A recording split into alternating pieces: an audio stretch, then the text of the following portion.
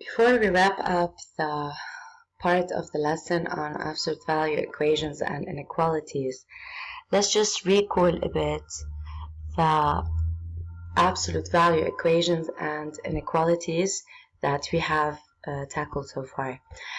So far, we have seen equations in the form absolute value of A equal to R, absolute value of A smaller or equal to R, and absolute value of A greater or equal to R, only in the case where R is positive. Now, basically when R is positive, we have already discussed these rules and how to solve these equations and inequalities. If we recall it up a bit, for the first case when absolute value of A is equal to a positive number R. Now, when is the absolute value of a real number equal to R? It's when basically the quantity inside the absolute value that we called A here is plus or minus R, where of course R is positive. When the absolute value of A is smaller than R, then A is basically between negative R and R, and when absolute value of A is greater than R, then A has to be outside R and negative R in a way that A is greater than R and A is smaller than R. If we were to recall this up a bit on the number line, so basically this is how we explained it. When we explained it basically using the mathematical definition of the absolute value, which is absolute value of A is equivalent to the distance between 0 and A. So we then got to the conclusion that when absolute value of A is R, then A would have to be on negative R and R. If it's smaller than R, then it's in between, that's for smaller. And if absolute value of A is greater than R, it would then be outside negative R and R, outside of them in a way that A would be greater than R or smaller than negative R. Now this is when R is positive. If we'd see them a bit through quick examples, just to recall how the identities are applied. Now when we have absolute value of x minus 2 equal to 3, in that case for the absolute value of x minus 2 to be equal to 3, x minus 2 has to be 3 or negative 3. So in that case, x minus 2 is 3 or negative 3, and then you would solve each equation separately to solve for x.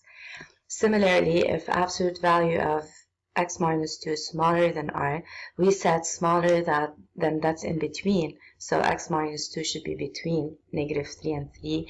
And of course, you solve for x in order to determine the solution set of this inequality. And when absolute value of x minus 2 is greater than R, in that case, x minus 2 has to be outside 3 and negative 3 in a way that x minus 2 is strictly greater than 3 or strictly smaller than negative 3. If I remind you about the order of the inequality, when there's an or equal in the inequality, then when you apply the rule, you'd basically put the or equal. Now, as you can see in the last one, it was strictly greater than 3. So when we applied the rule, it was strictly greater and it was strictly smaller. Okay, so if you don't have an or equal in the inequality, you don't basically place it when you apply the rule. Okay, so now we have recalled the case where R is positive. Now let's just tackle the case where R is negative. Now what if we had the absolute value of A equal to R where R is negative? Now I think we've already discussed this. The absolute value being a positive number, now that's greater or equal to 0. And R over here in this case is negative. Now, a positive number can never be equal to a negative number, so this is why this statement is impossible, therefore leading to an empty solution set. So whenever you have an absolute value equal to a negative number, the solution set is immediately empty because that's a false statement. It's an impossible case. As you can see, for example, in this equation, absolute value of x minus 3 equal to negative 1.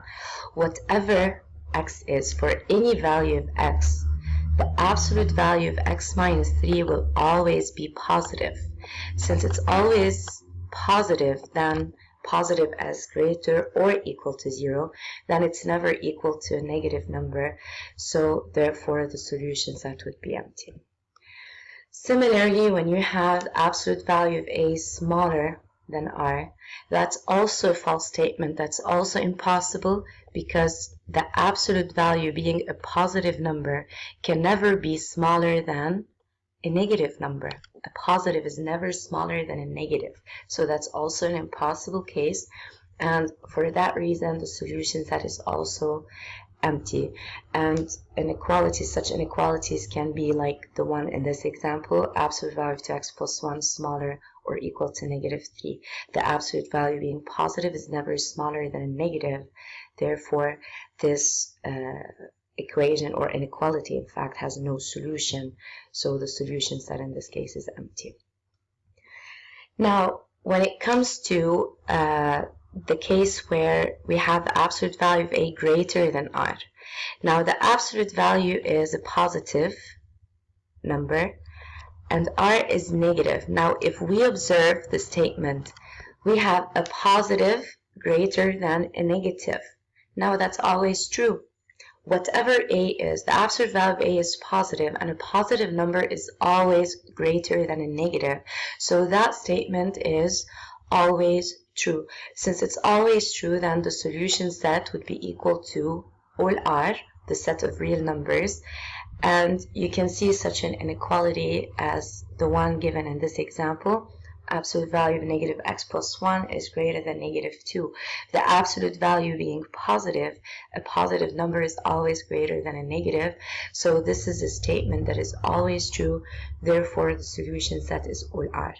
Now, usually sometimes I'm told by the students, but miss, there is the or equal here. The absolute value cannot be equal to a negative. Why are we considering this statement always true? Now, in case any of you at this moment are wondering about this, don't forget, now the order of the inequality is, listen carefully, greater or equal. The or in the language of sets represent the union, and when it comes to union, it's enough for one of them to be always true for the whole statement to be true. Remember, A union phi is A. It's not phi, right? Because union comes down to combining. So when you say or, you're not saying an and here. This is not an intersection. So when you say greater or equal, it's enough for one of the two statements to be true for the whole statement to be true. Now, when we say a positive is greater than a negative or equal to a negative, that's impossible, but the greater than a negative is always true. And by putting that or in between, that union basically makes the whole statement true. So even if there's the or equal, basically it's enough for one of the greater or the equal to be true for the whole statement to be true. And since the greater than is always true, in that case, that is a statement that is always true. Okay, and over here a quick remark.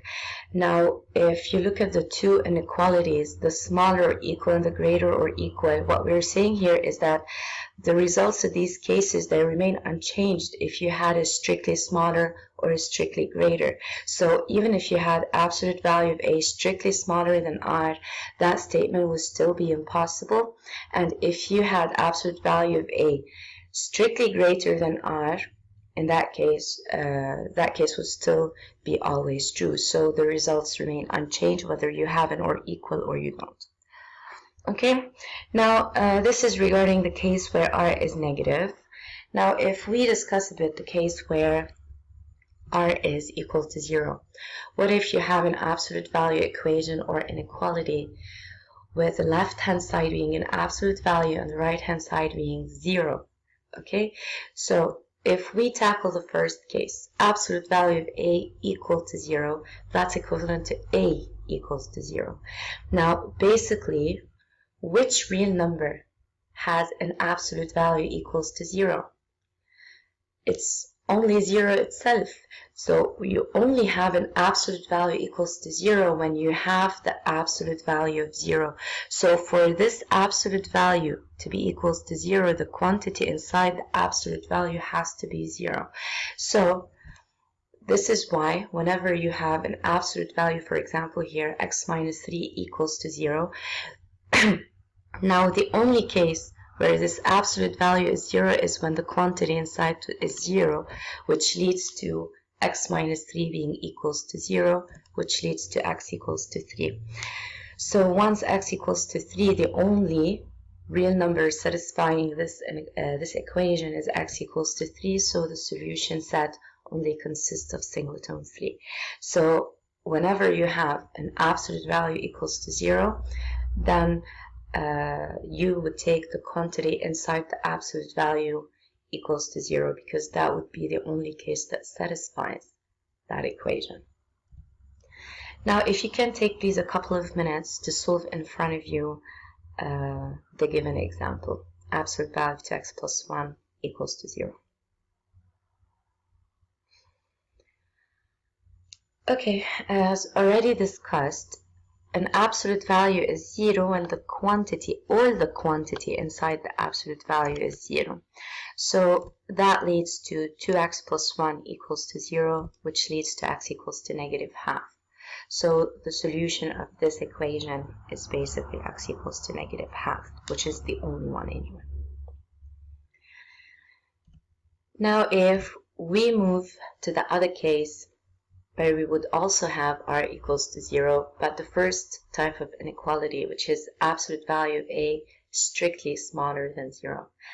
Now over here we're going to differentiate between the two cases, the strictly smaller and the smaller or equal, and similarly for the third type of inequalities we're going to differentiate between the case where we have a strictly greater than 0 or greater or equals to 0. So let's just tackle them case by case. So over here we have absolute value of a strictly smaller than 0. Now basically we've already discussed before that the absolute value of a is a number that is always greater or equals to 0. This is a number that is positive, a positive quantity. So a positive quantity can never be smaller than 0, because the only numbers smaller than 0 are the negative numbers. So a positive number is never smaller than 0. This is why this is an impossible case. So this case being impossible, then the solution set would basically be empty. So this is an example of an inequality satisfying this case, absolute value of x minus 2 strictly smaller than 0. The absolute value being a positive number, and when we say positive, we mean strictly positive or 0. So there are no real numbers or values for x that would basically make the statement true. So over here, this is an impossible case and the solution set is empty. Now, what if we had a smaller or equal? Now, why is it that when the absolute value of a is smaller or equal to 0, that would be equivalent to a equals to 0? Now, if we break down this inequality, we were just saying that when we say smaller or equal, it's a smaller or an equal. So basically, as an absolute value of a smaller or equals to 0, that's equivalent to the union of two equations or two statements, which are absolute value of a strictly smaller than 0 and absolute value of a equals to 0.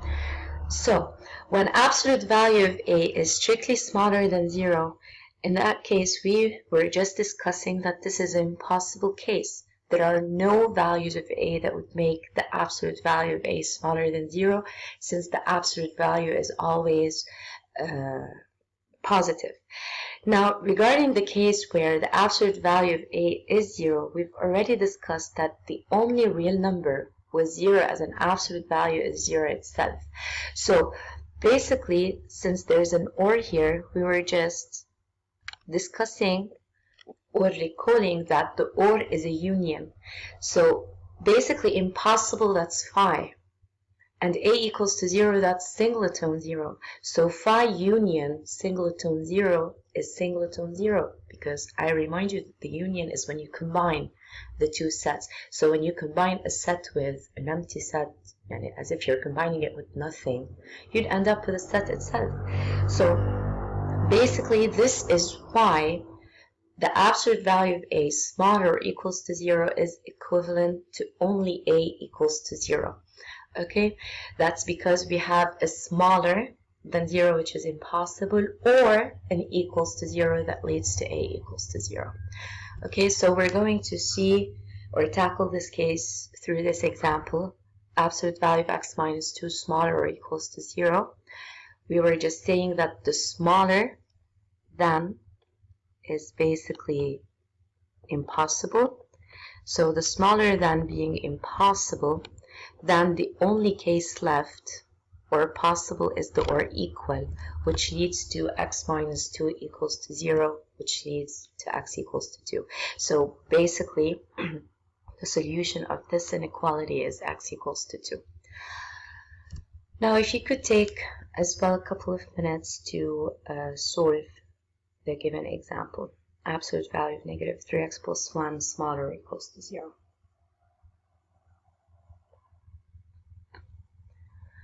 Okay, as mentioned before, the smaller an absolute value strictly smaller than 0 is impossible, which leaves us with the equals to 0 as the only possible case, and an absolute value is equals to 0 when the quantity inside is 0. So basically that would leave us with negative 3x plus 1 equals to 0, which leads to x equals to 1/3 as the only solution of this inequality.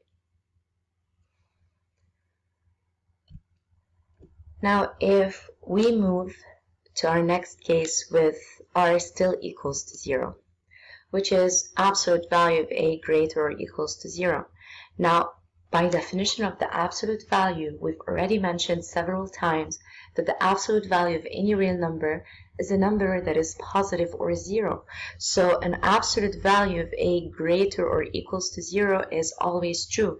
And when a statement is always true, then the solution set would be all real numbers. For example, over here, as you can see in this example, absolute value of negative 3x is greater or equals to 0. Whatever you have inside the absolute value, whenever you see an absolute value greater or equals to 0, that's always true by definition of the absolute value.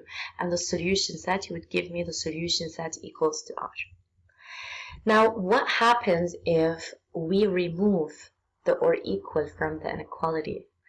So over here, if we were to solve the absolute value of A strictly greater than 0.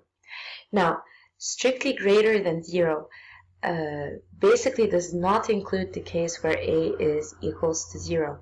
Now, if we go back to the definition of the absolute value value of A, the absolute value of A is basically a strictly positive number when A is different than 0, whether A is positive or negative, like 2, negative 3, negative 10.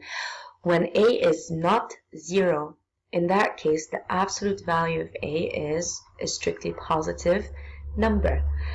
The only case, we've already discussed that the only case where the absolute value of A is equals to 0, when A is only equals to 0.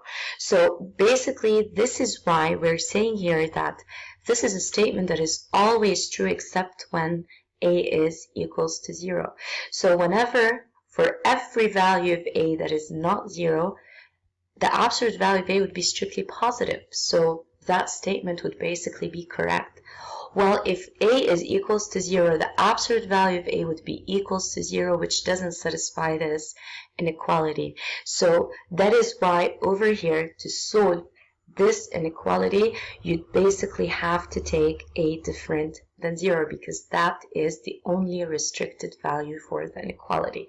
You will see in this example, over here we'd have absolute value of x minus 2 greater or equals, over here we're tackling the case where the inequality is strictly greater than 0, so we don't have an or equal here.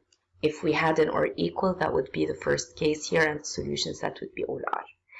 So when x minus 2 is strictly greater than 0, in that case, x minus 2 can be any real number except 0, because when x minus 2 is 0, in that case, the absolute value of x minus 2 would be 0, which doesn't satisfy this inequality. So absolute value of x minus 2 strictly greater than 0 is equivalent to x minus 2 different than 0, which is equivalent to x different than 2. So for this statement to be satisfied or to be true, we must basically have, or in fact, x can be any real number except 2. So as you can see on this number line here, I have basically taken everything, all the number line, except 2, which is restricted by using this hollow circle here. Okay, so the solution set would be all real numbers from negative infinity to 2, and then from 2 to positive infinity, restricting x equals to 2. Now, if you can take a couple of minutes to solve this inequality here, absolute value of 5x plus 2 strictly greater than 0. Okay, so as we were saying, this statement is always true except when the quantity inside the absolute value is not 0. So to determine the solution set here, we must have 5x plus 2 different than 0.